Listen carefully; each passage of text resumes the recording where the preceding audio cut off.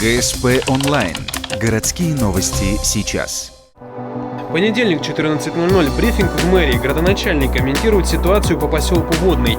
21 января там случилась авария в котельной, из-за чего поселок оказался под угрозой отсутствия отопления.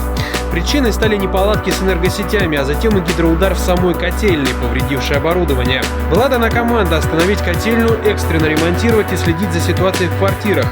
Главное – не допустить замерзания. В 2 часа ночи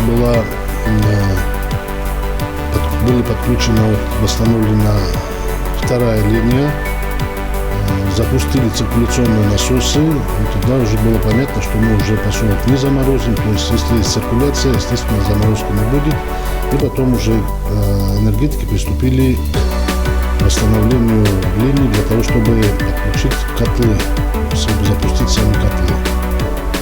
В результате, по-моему, где-то около 4 утра котлы были запущены. В 10 часов мы достигли, нормализовали температурный режим, и считаем, что никаких таких эксцессов нам эта авария не принесла. Прорывов по домам не зафиксировали, поступило порядка 15 заявок от жителей, где-то батарея не горячая и так далее. Они были устранены. Это все было в воскресенье, однако сегодня снова стала появляться информация, что котельная стоит. 15 заявок, которые я вам говорил. Сегодня с 11 до часу дня нами было согласовано энергосервису отключение котельной. Котельная сегодня была остановлена для того, чтобы восстановить вот эту поврежденную вторую линию, первую линию, которая была повреждена, потому что впереди у нас холода, для того, чтобы мы не получили такой же эффект. И в 11 они восстановили, в 12:45 все было восстановлено.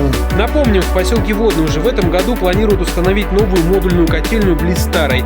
В феврале должны решиться вопросы с проектом, а сам монтаж и пусконаладочные работы ожидаются в сентябре-октябре. Авария в поселке, которая произошла сейчас, не ускорит строительство новой котельной, но и не замедлит.